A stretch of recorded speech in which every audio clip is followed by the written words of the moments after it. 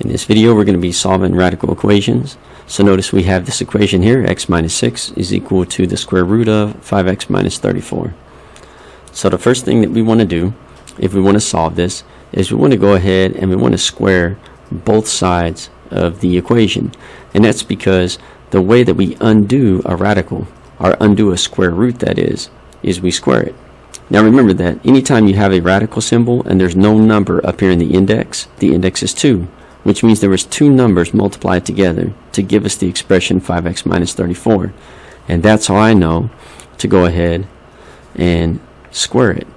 If it had an index of 3, then I would cube it, and so on. So now whatever I do to the right side, I also have to do to the left side of the equation. So if I'm squaring the right side to get rid of this radical, I also have to square the left side. So now we can simply rewrite this as x minus 6 squared is equal to 5x minus 34. Notice the radical is now gone. Now we're still far away from having this done, because notice we have this 5x and this negative 34, and the goal is we want to move it over to the left side and combine it with what's on the left so that we can solve for x. In other words, we're going to try to get this set equal to 0. Because of this 5x, I'm going to need to go ahead and multiply out this x minus 6 squared so that I could combine that term with the x values. So I'm going to rewrite this one. Instead of saying x minus 6 squared, I'm going to write it out as two binomials being multiplied to each other, which is what x minus 6 squared means. So this gets us a little closer to having this solved. But now what we want to do is we want to FOIL it. So we want to go ahead and FOIL these two binomials. So I'm just going to write the steps we did. First, we squared it. Second, FOIL. Now, in order to FOIL it, remember the f means you take the first term and you multiply it to the first term. In other words, we have x times x. And that's simply going to give me x squared. And then we take this x and multiply it to the next term, right? For the o, we multiply it to the outer. And so I take this value of x and multiply it to this value of negative 6. And that's going to give me negative 6x. Then I do the I, which is inner, so I multiply this inner term of negative 6 to this inner term of x. Negative 6 times that x. If I multiply those two terms, it gives me negative 6x. And then L for last. We take this last term and multiply it to the last. Negative 6 times negative 6. And that's going to give me positive 36. Now we still have this 5x minus 34. We haven't done nothing with it, so I'm going to put my equal sign, and I'm just going to bring that down. We're almost ready to combine it. So now that we combined it, it got negative 12x and brought down our two terms. We now want to go ahead and take the stuff on the right and move it over to the left side of the equation so that we can set it equal to 0. And then at that point we're going to solve it. So I'm going to go ahead and subtract 5x so that this cancels out, and I'll subtract 5x from this side as well. And then I'm going to add 34 because we're using inverse operations. In other words, since we're subtracting, we do the opposite, which is to add. So I'll put plus 34 over here. So right here, third, I'm going to put combine like terms.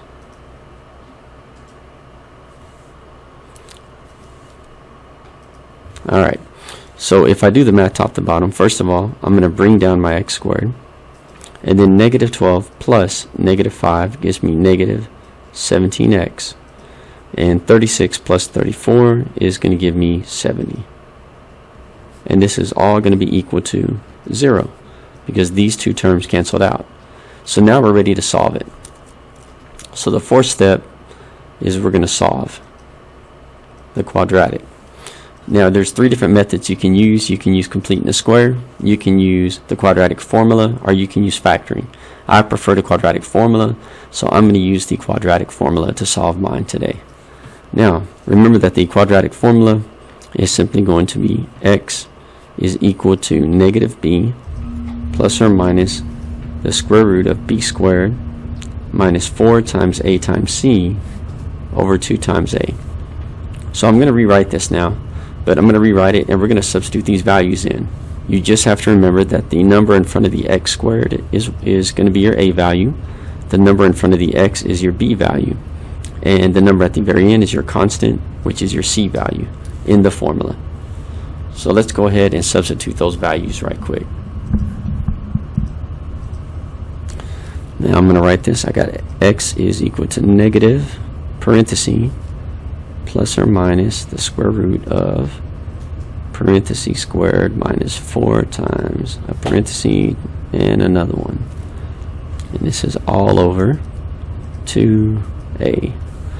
Alright, so we're going to substitute the values. Now my value for b is this negative 17. So I'm going to put a negative 17 in there. This is a b as well. So notice, alright, I'm just replacing the variables one at a time. 17. And then negative minus 4 times a. So a is going to be a 1. Right? So your a value is the number in front of x. Since there's no number there, it is that invisible 1. And then c. And c is this positive 70.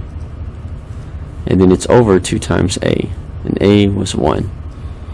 Now once I write this out, what I like to do is I'm going to put that I'm going to have 2 answers. So I'm going to have x 2 times.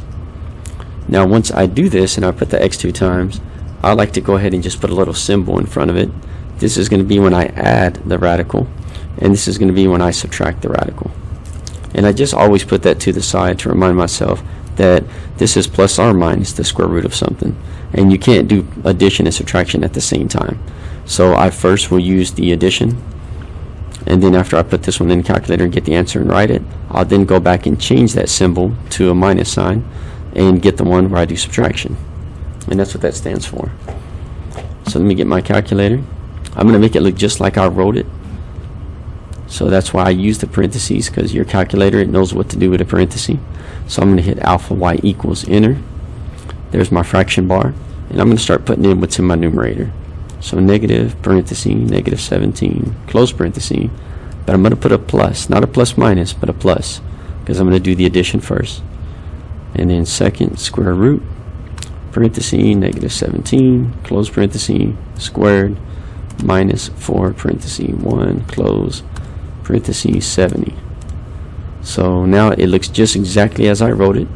I'm going to click down and put 2 times 1. And I'll hit enter. And notice it gives me 10. So that's going to be one of my answers. So I have 10.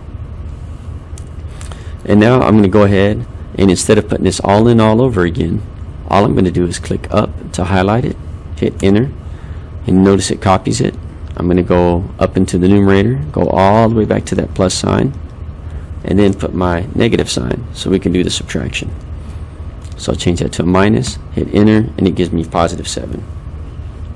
So these are my 2 answers. Now while it seems like we're done here, we do have another step with solving these radical equations. We must check these 2 answers and validate them to verify that they are correct. So I'm going to go ahead and just kind of draw a box over here where we are going to work some things out. And this is what I mean to check them. For instance, we want to make sure that it makes a true statement. So if I go up here, I want you to notice that on the left hand side of my original equation I had x minus 6. And you know what? I'm going to write it back down at the bottom so I don't have to keep moving my paper up and down. But we had x minus 6, right, is equal to 5x minus 34.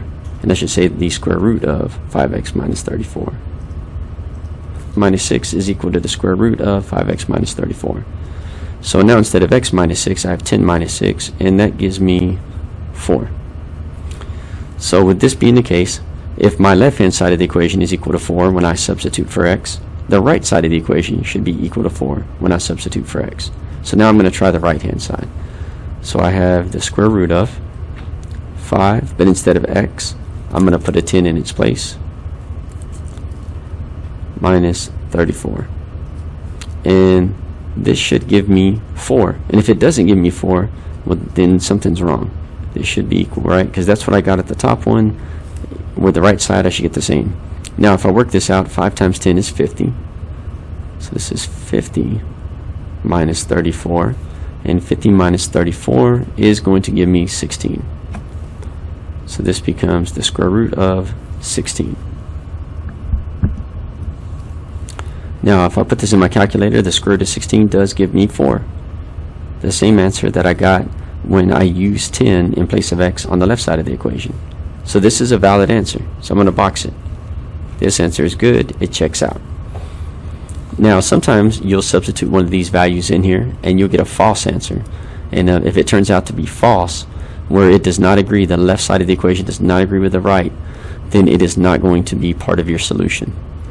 And so let's go ahead and try out this 7 and see if it works. So again, I'm going to put a 7 in place of the x, subtract 6 from it, and 7 minus 6 leaves me with 1. So when I substitute that 7 into this radical on the right, it should also give me 1. So I got a radical, I got 5 times 7 minus 34. Now 5 times 7 is 35. So this is actually the square root of 35 minus 34, which will give me the square root of 1. And the square root of 1 is just 1. Once again, this is a true statement. These are both true. So I have a second solution, which is going to be positive 7. So I've checked my work, and everything was done correctly. That's all there is to it.